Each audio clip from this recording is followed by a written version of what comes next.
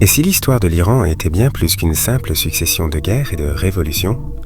Et si, derrière les ruines de Persépolis, se cachait l'une des civilisations les plus puissantes et les plus résilientes de l'humanité? Tsi.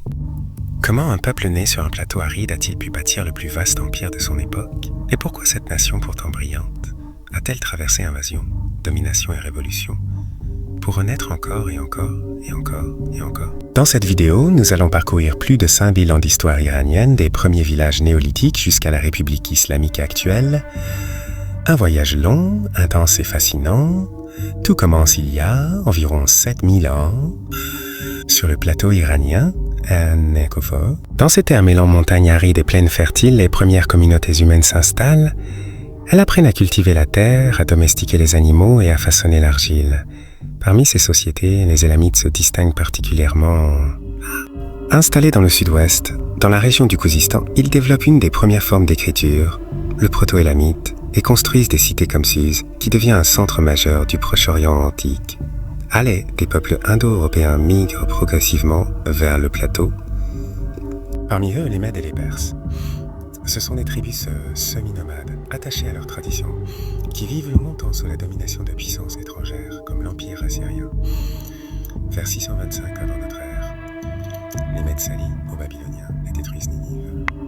Pour la première fois, un peuple du plateau iranien domine une grande partie du Moyen-Orient. Mais le véritable tournant survient en 550 avant notre ère avec l'arrivée de Cyrus le Grand. Il renverse le roi des Mèdes et fonde l'Empire perse.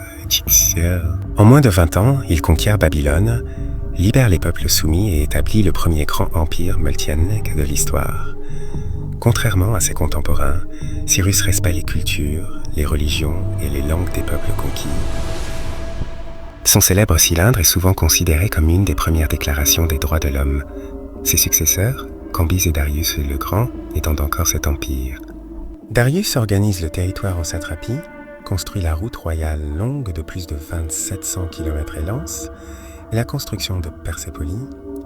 À son apogée, l'empire achéménide s'étend de l'Égypte à l'Inde, couvrant près de 8 millions de kilomètres carrés. Mais en 330 avant notre ère, Alexandre le Grand envahit la Perse, détruit Persépolis et met fin à cette domination. Après lui, les Séleucides prennent le contrôle, sans jamais vraiment s'imposer. Les Parthes, puis les Sassanides redonnent à l'Iran sa puissance. Sous ces derniers, le zoroastrisme devient religion d'État et l'Empire rivalise avec Byzance pendant plusieurs siècles. En 636, une rupture majeure survient. Les armées arabes conquièrent l'Iran. L'islam remplace progressivement les anciennes traditions. Mais l'Iran ne disparaît pas. On ne disparaît pas, vu. Il transforme et influence profondément le monde islamique. Des figures comme Avicenne, Al-Biruni, Omar Khayyam ou Rumi font rayonner la science, la médecine, la philosophie et la poésie. L'Iran devient un centre majeur de l'âge d'or islamique. En 1209, une invasion mongole provoque une catastrophe. Des villes entières sont détruites, des millions de personnes périssent et les infrastructures sont anéanties. Pourtant, la culture iranienne survit une fois de plus. Au fil des siècles, entre dynasties, invasions et influences étrangères, l'Iran perd progressivement de sa puissance et devient un terrain d'influence pour la Russie et la Grande-Bretagne. Au début du XIXe siècle, une révolution constitutionnelle marque un tournant.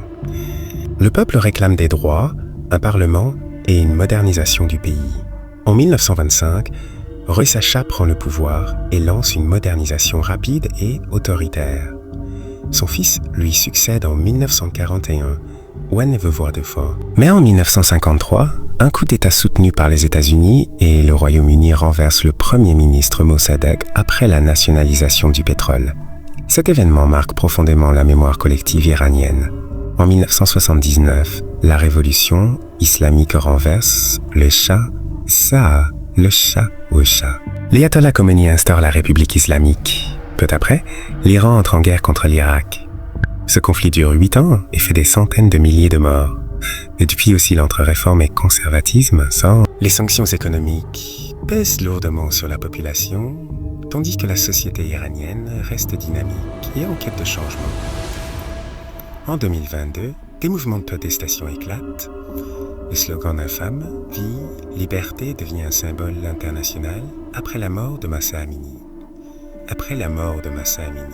Aujourd'hui, l'Iran est à la fois une puissance régionale, une civilisation millénaire et une société traversée par de profondes tensions.